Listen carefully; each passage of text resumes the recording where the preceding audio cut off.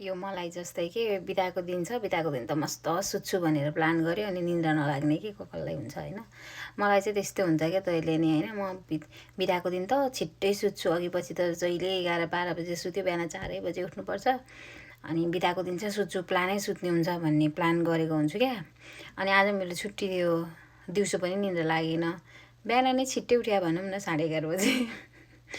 अनि अहिले कति बज्यो भन्दाखेरि अहिले 7:05 भयो क्या बेलुकाको। अनि सुत्न खोजेको निन्द्रा लागेन, अब के गरौँ भएँ होइन। अनि त्यही भएर यसो कुरा गर्नु आएको यतातिर। मलाई चाहिँ त्यस्तो हुन्छ क्या, सुत्छु भने अनि काममा आउँदा चाहिँ म भोलि बिदा छ सुत्छु भन्ने हुन्छ। अहिले चाहिँ निन्द्रै लाग्दैन, आउँदैन निन्द्रा, रिस उठ्ने।